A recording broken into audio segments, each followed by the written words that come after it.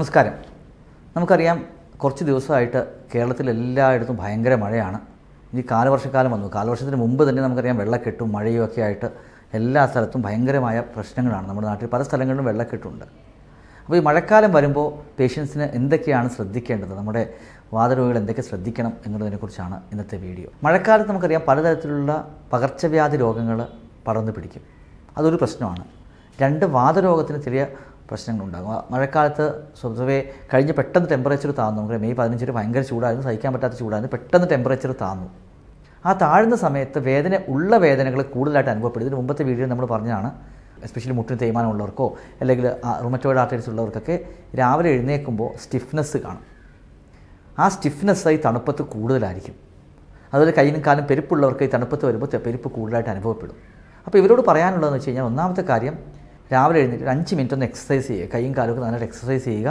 മുട്ടിനാണ് വേദന, മുട്ടിൻ്റെ എക്സസൈസ് ചെയ്യുക ഒരു 5 മിനിറ്റ്. അപ്പോഴേക്കും ആ വേദന കുറയും. അതാണ് ഒന്നാമത്തെ കാര്യം. അപ്പോൾ ഉള്ള വേദനകൾ കുറച്ച് കൂടാൻ സാധ്യതയുള്ളത് കൊണ്ട്, ഒന്ന്, നിങ്ങളുടെ അസുഖത്തിനെ ഉള്ള വേദനകൾ, ഫോർ എക്സാമ്പിൾ സാധാരണ നീര് കൂടത്തില്ല മഴയുള്ളതുകൊണ്ട്, ഉള്ള വേദനകൾ അവിടെ കാണും. ആ വേദനയുടെ ഇൻറ്റൻസിറ്റി കൂടുതലായിട്ട് നമുക്ക് തോന്നും. അപ്പോൾ അതുകൊണ്ട് രാവിലെ എഴുന്നേൽക്കുമ്പോൾ കുറച്ചുകൂടി എക്സസൈസ് ചെയ്യുക. പക്ഷേ ചിലർക്ക് നല്ല രീതിയിൽ വേദന കൂടാൻ കേട്ടോ. അത് മഴ വന്നതുകൊണ്ടല്ല, ജസ്റ്റ് ഒരു വേദനകൾ കൂടാം. അസുഖത്തിൻ്റെ നാച്ചുറൽ കോഴ്സ് അനുസരിച്ച് വേദനകൾ കൂടാം. അങ്ങനെ കൂടുന്നുണ്ടെങ്കിൽ ഡോക്ടറെ കണ്ട് ചികിത്സ സ്വീകരിക്കുക. അപ്പോൾ ഒന്ന് എക്സസൈസ് ചെയ്യുക, മരുന്നുകൾ കറക്റ്റായിട്ട് കഴിക്കുക. രണ്ടാമത്തെ കാര്യം, ഇത് വളരെ ഇമ്പോർട്ടൻ്റ് ആയിട്ടുള്ള കാര്യമാണ്. പലപ്പോഴും ആർത്രൈറ്റിസ് ഉള്ള രോഗികൾക്ക് ചിലർക്കെങ്കിലും വിരലുകളോ കൈയുടെയും കാലിൻ്റെയും വിരലുകൾ കുറച്ച് ഷേപ്പ് വ്യത്യാസം കാണും. ഷേപ്പ് വ്യത്യാസം വരുമ്പോൾ എന്താ പറ്റുന്നത്? അതിനകത്ത് ക്ലീൻ ചെയ്യാൻ നമുക്ക് പറ്റില്ല. അപ്പോൾ രണ്ട് വിരലുകൾ ഇങ്ങനെ അടഞ്ഞിരിക്കും, ഇങ്ങനെ ഇരിക്കും. അപ്പോൾ ഇങ്ങനെ ഇരിക്കുമ്പോൾ എന്ത് പറ്റും? ഇവിടെ ക്ലീൻ ചെയ്യും. ചിലപ്പോൾ ഇങ്ങനെ ഇരിക്കുമ്പോൾ എന്ത് പറ്റും? കൈയുടെ ഇവിടെ വെള്ളം കയറി നമ്മൾ വെള്ളത്തിലൊക്കെ കൈ മുക്കിയിരിക്കുമ്പോൾ, വെറ്റായിട്ടിരിക്കുമ്പോൾ ക്ലീൻ ചെയ്യത്തില്ല. ക്ലീൻ ചെയ്യാതെ വരുമ്പോൾ എന്ത് പറ്റും? അവിടെ ഇൻഫെക്ഷൻ വരും. ഇൻ്റർട്രൈഗോ എന്ന് പറയും. അപ്പോൾ മഴക്കാലത്ത് വെള്ളത്തിലൊക്കെ ഇപ്പോൾ എന്തെങ്കിലും കാര്യത്തിൽ വെള്ളത്തിൽ കൈ മുക്കേണ്ടി വന്നു കഴിഞ്ഞാൽ, പുറത്തും തണുപ്പായതുകൊണ്ട് അത് ഉണങ്ങാൻ ഉണങ്ങത്തില്ല. അപ്പോൾ നമ്മൾ എന്താ ചെയ്യേണ്ടത്?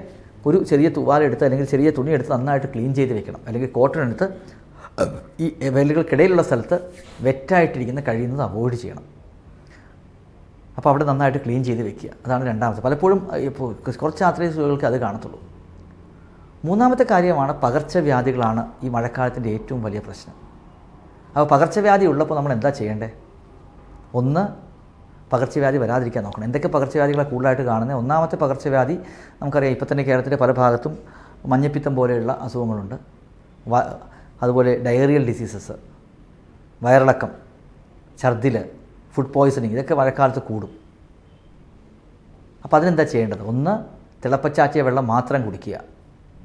രണ്ട്, ഫുഡ് നന്നായിട്ട് കുക്ക് ചെയ്ത് മാത്രം കഴിക്കുക. പഴയ ഫുഡ് കഴിയുന്നതും കഴിക്കാതിരിക്കുക.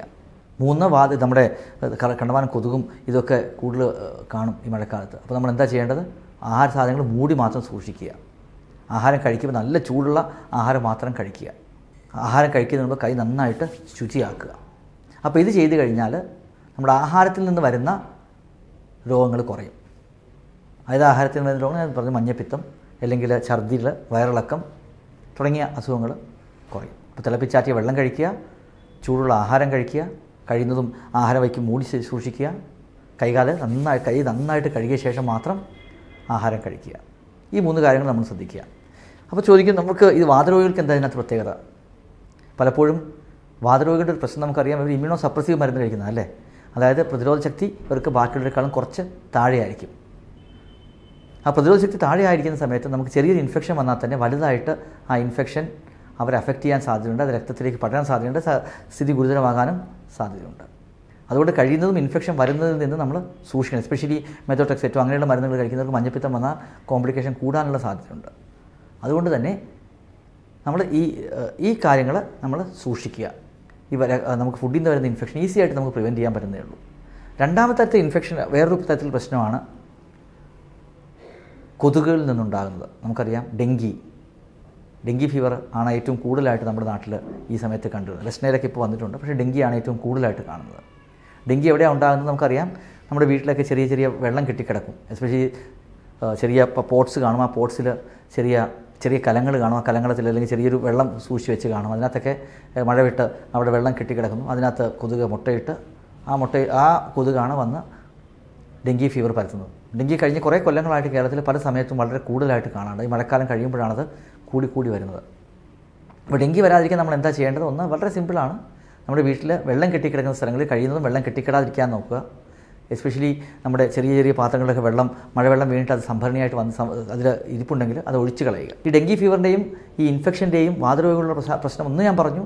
ഈ ഇമ്മ്യൂണോസപ്രസീവ് മരുന്നുകൾ കഴിക്കുന്നത് കൊണ്ട് ഇവർക്കത് കൂടാൻ സാധ്യതയുണ്ട്. ഇമ്മ്യൂണോസപ്രസീവ് മരുന്നുകൾ കഴിക്കുന്നവർക്ക് സാധാരണയുള്ള അത്ര ഇമ്മ്യൂണിറ്റി ഇല്ലാത്തതുകൊണ്ട് അസുഖം കൂടുതൽ തീവ്രമാകാൻ സാധ്യതയുണ്ട്. രണ്ടാമത്തെ വളരെ ഇമ്പോർട്ടൻ്റ് ആയിട്ടുള്ള വേറൊരു പ്രശ്നമെന്ന് പറയുന്നത്, ഈ അസുഖങ്ങൾ വന്നു കഴിയുമ്പോൾ, ഇൻഫെക്ഷൻ വന്നു കഴിയുമ്പോൾ നമുക്കറിയാം ഇൻഫെക്ഷനെതിരെ ഫൈറ്റ് ചെയ്യാനായിട്ട് ഇമ്മ്യൂൺ സിസ്റ്റം ആക്ടിവേറ്റഡ് ആവും. അങ്ങനെ ഇമ്മ്യൂൺ സിസ്റ്റം ആക്ടിവേറ്റഡ് ആയി കഴിയുമ്പോൾ ഈ അസുഖം പൊതുവെ എന്ത് സംഭവിക്കും? വീണ്ടും നമ്മുടെ ആർത്രൈറ്റിസും അതുപോലെ ഡിസീസ് ഓട്ടോ ഇമ്മ്യൂൺ ഡിസീസാണ് നമുക്കറിയാം. ഈ ഓട്ടോ ഇമ്മ്യൂൺ ഡിസീസും കൂടും. ഏതൊരു ഇൻഫെക്ഷൻ വരുമ്പോഴും ഇമ്മ്യൂൺ സിസ്റ്റത്തിൻ്റെ ഡിസീസായിട്ട് നമ്മുടെ ആർത്രൈറ്റിസും വാതരോഗങ്ങളും കൂടാൻ സാധ്യതയുണ്ട്. അപ്പോൾ ഒന്ന്, ഇത് ഗുരുതരമാകാൻ സാധ്യതയുണ്ട്. രണ്ട്, നമ്മുടെ രോഗവും വഷളാകാൻ സാധ്യതയുണ്ട്. അപ്പോൾ പലപ്പോഴും പറയാറുണ്ട്, ഇൻഫെക്ഷൻ വന്ന ശേഷം ഡോക്ടറെ ഞാൻ അടിപ്പെട്ടു പോയി, എനിക്ക് ഭയങ്കര ക്ഷീണമായി, എനിക്ക് നടക്കാൻ പറ്റാതായി എന്ന് പറയുന്ന ഇഷ്ടംപോലെ പേഷ്യൻസ് നമ്മൾ കണ്ടിട്ടുണ്ട്. അപ്പോൾ ഈ രണ്ട് കാര്യങ്ങളുള്ളത് കൊണ്ട് ഇൻഫെക്ഷനിൽ നിന്ന് നമ്മൾ കഴിയുന്നതും സൂക്ഷിക്കുക.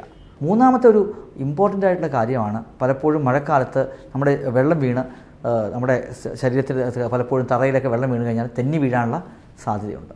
അത് ആർത്രൈറ്റിസ് പേഷ്യൻ്റ് വളരെ കൂടുതലാണ്. കാരണം ഇവർ ഓൾറെഡി ആർത്രൈറ്റിസ് ഉള്ളത് കൊണ്ട് പലപ്പോഴും മുട്ടിനും കാലിൻ്റെ ഉപ്പൂറ്റിയുടെ അവിടെയൊക്കെ ചെറിയ വേദനകളാണെങ്കിൽ വിരൽ വളഞ്ഞിരിക്കും, ബാലൻസ് കുറച്ച് കുറവായിരിക്കും. മാത്രം മസിൽസിൻ്റെ ടോണും കുറച്ച് കുറവായിരിക്കും, ശക്തി കുറച്ച് കുറവാകും. അപ്പം നമ്മൾ കഴിയുന്നത് സൂക്ഷിക്കുക. കാരണം എന്താണ്? ഒന്ന്, ഇവർക്ക് വഴുക്കക്കൂടുതലുള്ളതുകൊണ്ട് ഇവിടെ വീഴാൻ സാധ്യതയുണ്ട്. സാർക്കോപീനിയ എന്ന് പറയുന്നത് മസിലിൻ്റെ ടോൺ കുറവായിരിക്കും. അവർക്ക് അതുപോലെ മുട്ടിലൊക്കെ വളഞ്ഞിരിക്കുമ്പോൾ ബാലൻസ് കുറച്ച് കുറവായിരിക്കും.